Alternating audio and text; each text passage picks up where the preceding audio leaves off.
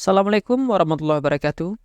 Min Prof hadir kembali dengan kisah Yu Legend, si anak SMA mantan tentara bayaran. Bagi teman-teman yang baru saja bergabung, silakan ke halaman utama channel untuk melihat playlist Yu Legend dari episode pertama. Jadi, langsung saja siapkan bantal, mulai rebahan, dan simak kisahnya.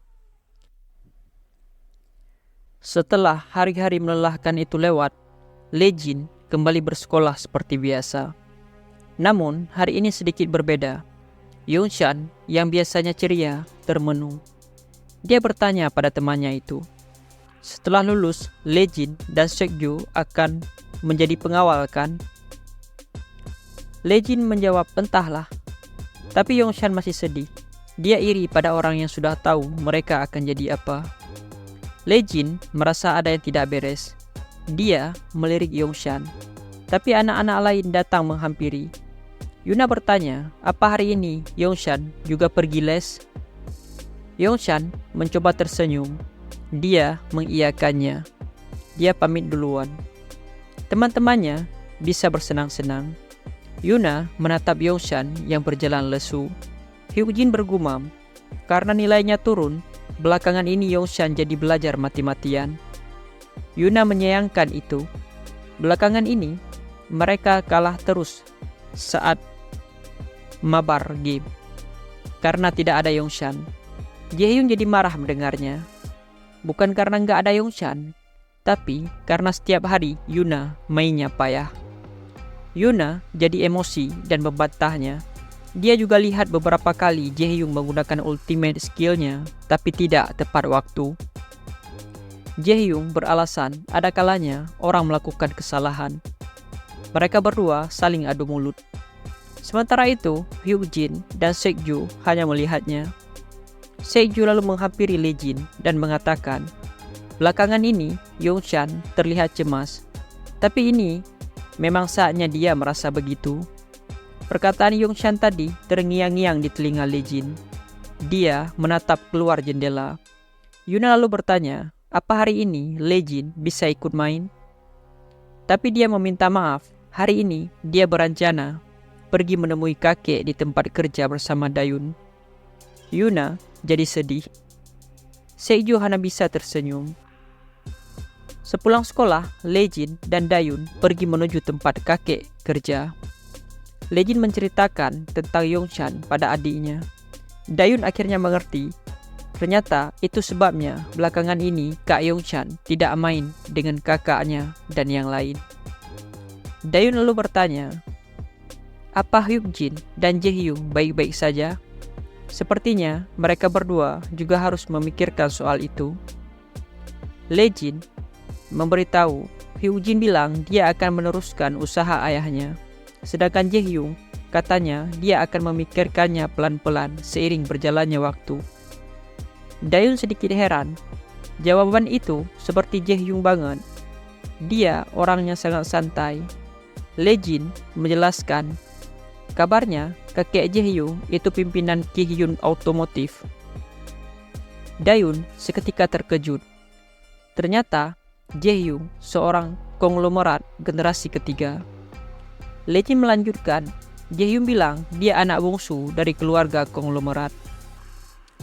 Dayun takjub, dia tidak tahu itu, karena setiap hari Jaehyun selalu pakai setelan baju olahraga yang sama dan seragam sekolah. Legend lalu bertanya, apa yang akan dilakukan Dayun setelah lulus SMA? Awalnya, Dayun bingung mendengar pertanyaan itu. Tapi saat melihat kakaknya serius, dia menjawab dengan gugup. Dia ingin langsung kerja setelah lulus SMA. Legend kemudian bertanya lagi, di mana? Dayun mau bekerja dimanapun, asal gajinya besar. Jawabannya membuat Legend terdiam. Dia ingin kakek berhenti bekerja dan beristirahat. Sebenarnya sudah sejak dulu kakek tidak bisa beristirahat dengan sepatutnya dan harus bekerja hanya gara-gara dirinya. Jadi, Dayun ingin secepatnya menghasilkan uang dan meringankan beban kakek. Kakaknya bertanya, apa dia sudah coba bilang pada kakek? Dayun menjawab sudah, tapi kakek langsung marah. Katanya kakek tidak bisa mengizinkan jika Dayun bekerja gara-gara kakek, bukan karena dia benar-benar ingin bekerja. Dia kira kakek akan menyukainya, tapi ternyata kakek malah marah. Dia sangat kaget. Ekspresi Dayun terlihat sedih. Kakek tidak pernah sekalipun marah. Saat itu adalah pertama kalinya kakek marah. Lejin menatap adiknya. Dayun melanjutkan, untuk sekarang dia tidak tahu, tapi sepertinya dia harus tetap bekerja. Lejin menasehatinya untuk memikirkan dahulu. Dia tidak usah terburu-buru. Ditambah sekarang sudah ada kakaknya. Jadi Dayun harus memikirkan baik-baik apa yang ingin dia lakukan. Dayun kembali ceria mendengar hal itu. Dia tersenyum dan mengiyakan. Lalu berterima kasih pada kakaknya. Tanpa disadari, ternyata mereka sudah sampai. Terlihat kakek menunggu di dekat sana. Wajah Dayun berseri melihat kakek. Dia segera menemuinya. Setelah bertemu sebentar, dia dan Lejin berpamitan. Dayun melambaikan tangan dan meminta kakek untuk berhati-hati saat pulang. Kakek tersenyum. Dia bahagia. Rekan kerjanya melihat itu dan bertanya, apa cucu Pak Yu membawakannya bekal lagi? Dan mereka makan bersama. Kakek sedikit terkejut dengan kedatangannya. Rekannya memuji kakek. Pak Yu membesarkan cucu-cucunya dengan sangat baik. Kebanyakan anak-anak zaman sekarang tidak mematuhi dan tidak menyukai kakek mereka. Tapi dia bisa melihat anak-anak itu menyayangi Pak Yu. Pak Yu bilang mereka tinggal bersama, kan? Karena sekarang mereka sudah dewasa, sepertinya sebentar lagi Pak Yu harus melepaskan cucunya. Ketika mereka dewasa dan menjalani hidup mereka sendiri, pasti Pak Yu akan sangat sedih. Seketika senyum di wajah kakek menghilang. Entah kenapa hatinya menjadi sangat gelisah. Setelah shiftnya berakhir, kakek pulang. Dalam perjalanan, dia memikirkan perkataan rekannya tadi dan membenarkannya. Karena Dayun sudah tumbuh besar dan Lejin juga sudah dewasa, pasti sebentar lagi mereka berdua akan pergi meninggalkan rumah. Dia yang sudah tua ini tidak bisa selamanya merangkul anak-anak muda seperti mereka. Kakek menatap langit malam dan bergumam. Ternyata waktu berjalan sangat cepat, ya. Kakek akhirnya sampai ke rumah. Di sana dia disambut oleh Lejin. Kakek bertanya, Lejin belum tidur? Lejin mengiyakan. Kakek lalu menutup pintu. Dia seolah ragu-ragu. Kemudian bertanya lagi, hidup seperti apa yang Lejin ingin jalani? Lejin bingung. Kakek jadi tidak enak. Seharusnya dia tidak bertanya apa mimpi Lejin. Kakek meminta maaf karena tidak pandai berbicara. Pokoknya kakek bukannya ingin membebani Lejin. Ini hanya karena kakek belum pernah membicarakan hal seperti ini dengan cucunya itu. Lejin lalu berkata dia sudah mewujudkan impiannya. Mimpinya adalah hidup seperti sekarang ini. Apapun yang dilakukan, mimpinya adalah hidup bersama keluarganya seperti sekarang ini. Dan untuk kedepannya juga akan seperti itu. Mereka berdua lalu saling tersenyum. Sementara itu, 002 dan timnya menyerang camp. Terlihat camp terbakar hebat dengan mayat di mana-mana. 002 berdiri di sana dengan tubuh berlumuran darah. 004 lalu melaporkan Mad Dog tidak ada di sini. Dia sudah meninggalkan tempat ini. 002 diam, matanya penuh dengan amarah. Di markasnya, Bos Iron mendapat laporan. Katanya camp dimusnahkan. Dia bertanya pada bawahannya. Si bawahan mengiyakan. Numbers memusnahkan semuanya. Kabarnya hanya Mad Dog yang berhasil kabur. Bos Iron penasaran, apa alasan mereka berselisih? Si bawahan menjelaskan, menurut penyelidikan, sepertinya Mad Dog mencoba untuk menyingkirkan para Numbers, tapi malah dia yang justru diserang. Si bos sedikit prihatin. Menyedihkan sekali, Dia tidak menyangka Mad Dog akan digigit anjingnya sendiri saat ingin menyingkirkan mereka. Dia lalu menyuruh bawahannya menyebarkan informasi ini pada orang-orang yang punya dendam pada Mad Dog. Tapi ternyata si bawahan sudah melakukan itu. Bos memuji pekerjaannya. Mereka tidak boleh mengusir Mad Dog langsung sampai semua ini teratasi dengan benar. Karena jika gagal, itu malah akan menyusahkan mereka. Sementara itu, di tempat persembunyiannya, Mad Dog diserbu oleh tentara bayaran. Dia berusaha sebisa mungkin menghabisi lawan-lawannya. Setelah membunuh salah satu musuhnya, Mad Dog kehabisan peluru. Mendengar itu, musuh lain muncul dan menodongkan pistolnya. Meski nampak tak berdaya, Mad Dog masih bisa melawan. Dia menerjang ke arah musuh, menjatuhkannya. Dia lalu merebut pistol dan menghantam kepala si musuh sebelum akhirnya menembak kepalanya. Mad Dog mencoba berdiri. Dia kelelahan. Di dalam kamarnya ada 4 mayat tentara bayaran yang baru saja dia bunuh. Dia terengah-engah. Mad Dog heran, para musuhnya menemukan tempat persembunyiannya dengan cepat. Dia lalu menatap ke cermin. Wajahnya berlumuran darah. Emosinya meluap, membuatnya menembak cermin berkali-kali. Setelah beberapa saat, dia berhenti. Mad Dog tak percaya. Dia jadi harus melarikan diri seperti ini untuk bertahan hidup. Dia menggeram. Semua ini terjadi karena 001. Jika sejak awal bocah itu tidak berkhianat. Malam itu, di rumah, Legend sedang berolahraga seperti biasa. Tiba-tiba ponselnya berbunyi. Legend mengecek. Ternyata Yuna mengirimkan pesan meminta Legend pergi ke supermarket di dekat rumah sebentar. Setelah membaca pesan itu, Legend segera pergi ke supermarket. Saat hampir tiba, dia melihat beberapa pengawal sedang berjaga di sana. Di sana juga ada Sekju yang menemani. Yuna melambaikan tangan. Legend lalu menemui mereka. Yuna meminta maaf karena memanggilnya malam-malam begini.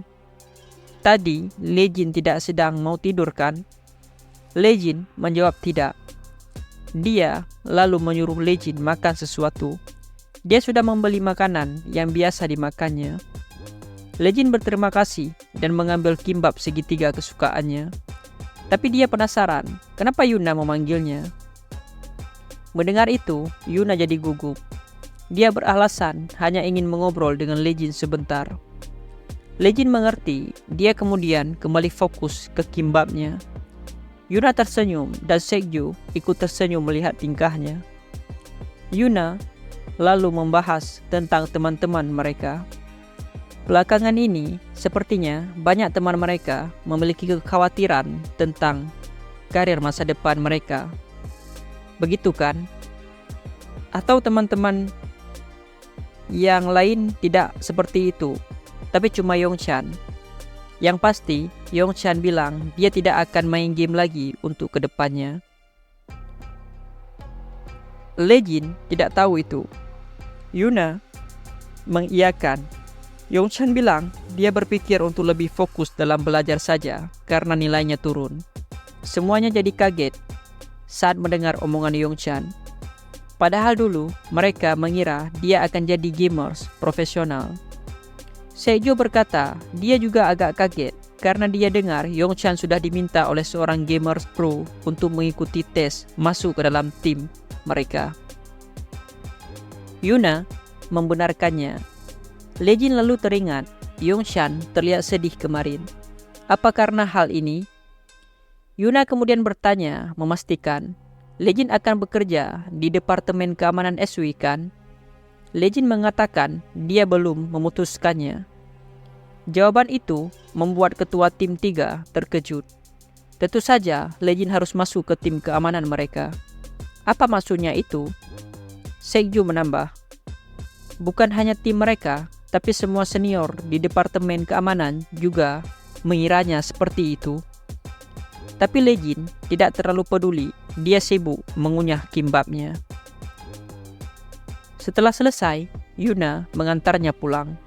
Lejin merasa tidak enak, padahal Yuna tidak perlu mengantarnya. Namun, Yuna tidak mempermasalahkan itu. Lagi pula, dia juga ingin jalan-jalan sebentar. Lejin lalu berbalik dan bertanya, apa rencana Yuna ke depan? Yuna panik, tapi dia kembali tenang. Untuk sekarang, dia tidak tahu, karena dia hanya ingin menjalani kehidupannya saat ini. Lejin mengangguk mengerti. Yuna melanjutkan, itu karena dia sangat menyukai saat ini. Dia menggenggam bajunya, lalu mengulang perkataan tadi. Dia sangat menyukai saat sekarang ini. Tapi tentu saja Lejin tidak mengerti maksud Yuna. Dia hanya berdiri kebingungan. Di tempat lain, 005 dan yang lain baru saja mendapat berita kalau 002 menghancurkan camp. 005 benar-benar terkejut. 006 memberitahu katanya Mad Dog berhasil melarikan diri. 005 menghela nafasnya. Para pembunuh bayaran sekarang sedang bergerak untuk mengejar Mad Dog. 032 berkata, Mad Dog beruntung bisa kabur, tapi pada akhirnya dia akan mati juga. 005 setuju, karena Mad Dog telah banyak melakukan pekerjaan berbahaya sejak Numbers dibentuk. Dan sekarang, setelah diserang Numbers dan camp hancur, orang-orang yang menyimpan dendam padanya tidak mungkin akan tinggal diam. Tapi Mad Dog bukan tipe orang yang akan mati dengan mudah tanpa perlawanan. Kali ini 005 membenarkannya. Besoknya, Yuna sibuk melamun. Dia memikirkan perkataannya pada Lejin. Dia sangat menyukai saat sekarang ini. Lejin diam sejenak, lalu mengatakan dia juga. Padahal sebenarnya bukan itu maksud Yuna. Tiba-tiba, Ji menanyakan apa yang sedang dilakukannya. Ternyata Yuna sedang ada di kantor Ji. Ji kembali mengulang pertanyaannya. Yuna menjawab dia tidak melakukan apa-apa. Ji jadi kesal. Yuna datang ke sana sesuka hati. Apa dia ingin mengganggu Ji bekerja? Yuna meminta maaf dan dia beranjak pergi. Dia bertanya-tanya, apa Lejin sudah selesai latihan?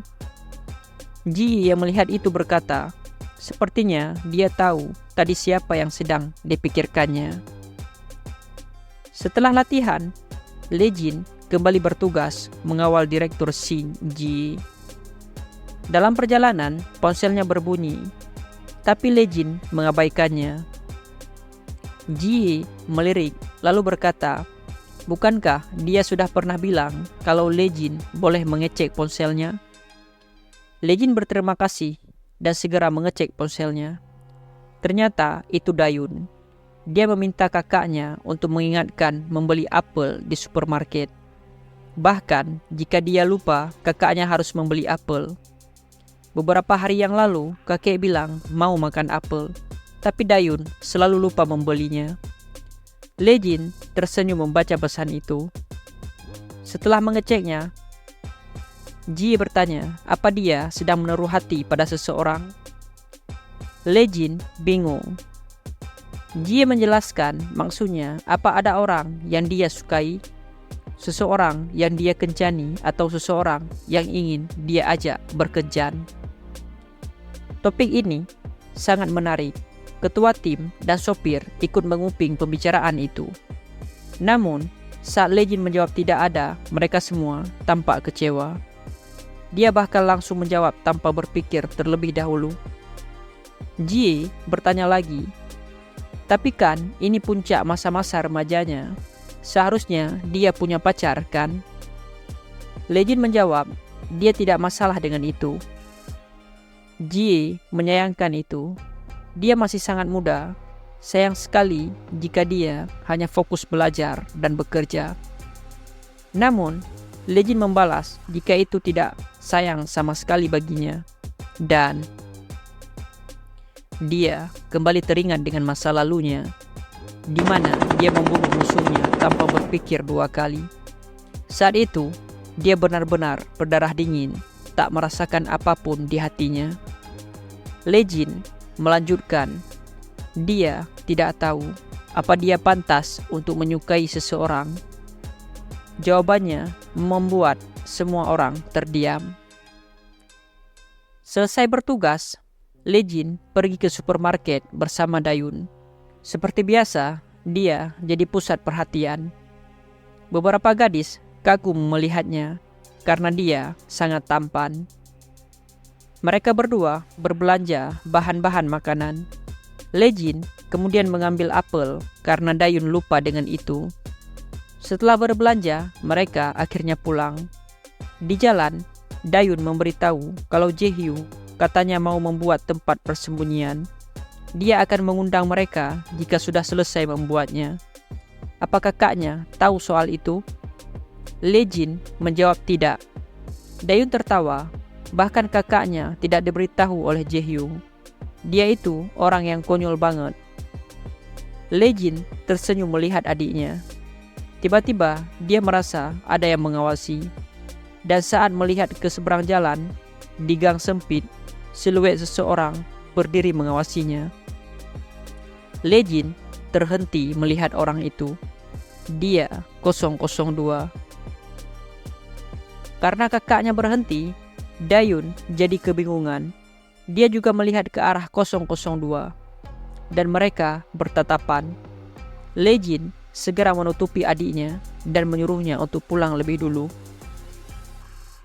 Dayun bertanya, kenapa? Tapi ekspresi Legend sangat menyeramkan. Dia tidak menjawab lagi dan kembali menyuruhnya pulang. Dayun tidak membantah dan berkata akan menghubungi kakaknya nanti.